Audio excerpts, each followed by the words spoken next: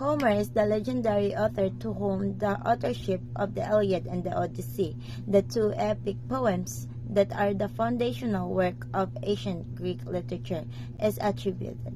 He is regarded as one of the greatest and most influential authors of all time. In Dante Alighieri's Divine Comedy, Virgil refers to him as a poet sovereign, king of all poets. In the preface to his translation of the Iliad, Alexander Pope acknowledges that Homer has always been considered the greatest of poets. Because of Homer, performed and sung, he is called a bard. He is thought to have been blind, and so is known as the blind bard. This is based solely on a character in the Odyssey, a blind poet or minstrel called Demodocus.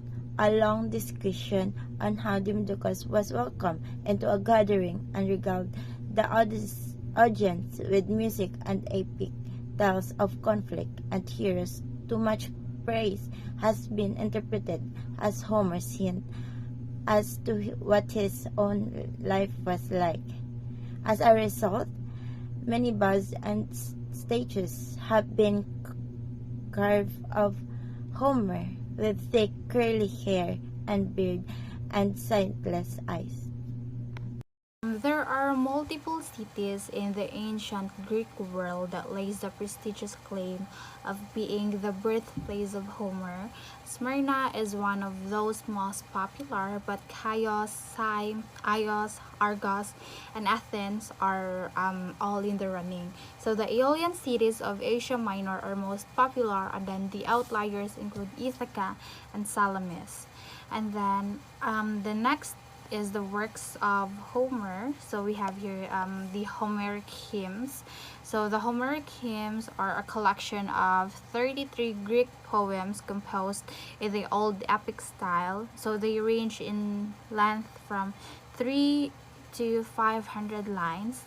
And then one of the most popular is called the Iliad and the Odyssey. So the Iliad is an epic poem in the 24 books that is traditionally attributed to the ancient Greek poet Homer. So basically, short story on how the Iliad, or what's the Iliad all about. It's the it follows the great Greek warrior Achilles, as well as his rage and the destruction it causes. And then parallel to this is the story of the Trojan warrior Hector and his efforts to fight to protect his family and his people. And then the prequel of that Iliad is the Odyssey. So basically this Odyssey is one of Homer's epic poem as well. Basically it's the Odysseus' 10-year struggle to return to home after the Trojan War. And then while Odysseus battles mystical creatures and faces the wrath of the gods, his wife Penelope and his son Telemachus lives off suitors, vying for Penelope's hand and Ithaca's throne long enough for Odysseus to return. Thank you.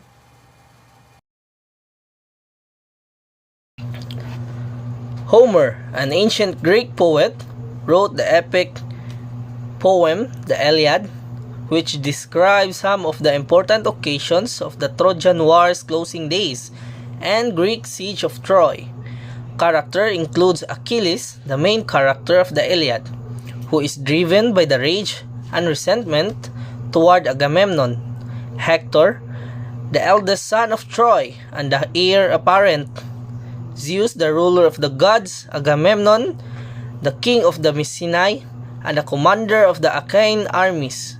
Hera, Zeus' wife and the queen of the god.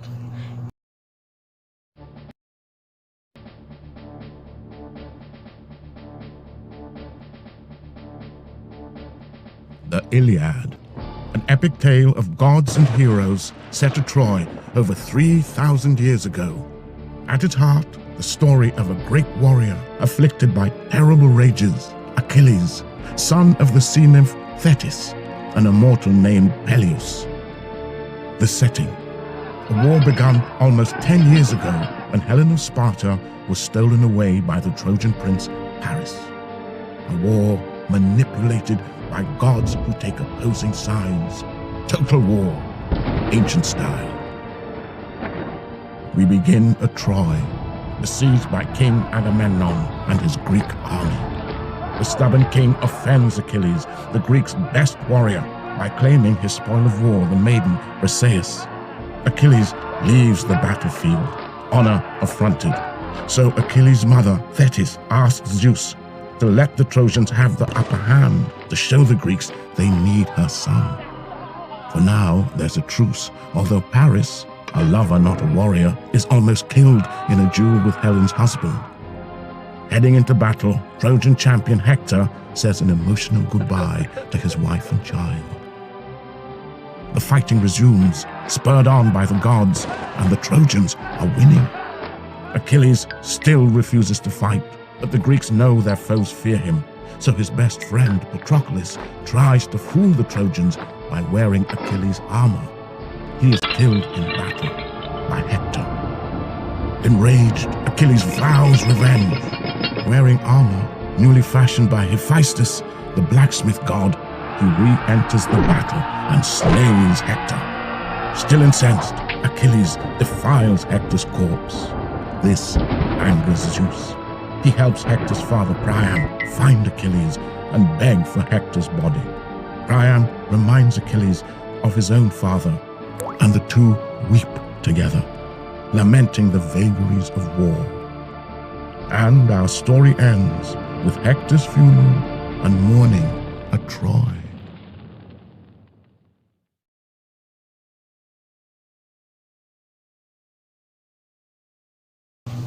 Homer's epic poem, the Odyssey, tells the story of Odysseus, the 10-year effort to get home after the Trojan War. Penelope, his wife, and Telemachus shave off suitors competing for Penelope's hand and Ithaca's throne, long enough for Odysseus to return, while Odysseus fights mythical animals and endures the wrath of the gods. The Odyssey comes to an end when Odysseus defeats the suitors, triumph in the contest to establish his identity, and claims the throne of Ithaca. Some of the characters includes Odysseus, the husband of the queen Penelope, and the father of the prince Telemachus. Penelope, the queen; Athena, the goddess of wisdom and the daughter of Zeus; Circe, a beauty witch goddess who turns Odysseus' crew into pigs when he lands on her island; Poseidon, the sea god and adversary; and Zeus, the king of the gods and men, who mediates between Odysseus longing to return home and circumstance preventing him from doing so. The poem's central conflict arises: Odysseus is bold and strong, yet his intellect is what people remember him for, what more than his bravery or strength.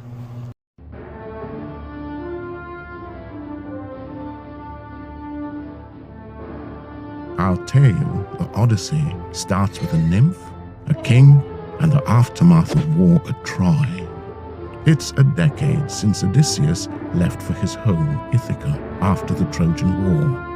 For 7 years, he's been ensnared by the nymph Calypso, but he's pining for his wife Penelope and son Telemachus. The goddess Athena is rather a fan of Odysseus.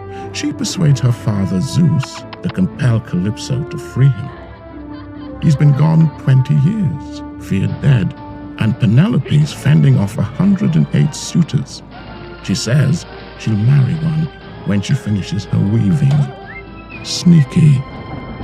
Telemachus searches for news, but meanwhile, a higher power plots his father's downfall. The sea god, Poseidon, really dislikes Odysseus. Well, he did blind his Cyclops son. On a Mediterranean cruise, that's unfortunate. And Odysseus is left stranded once more.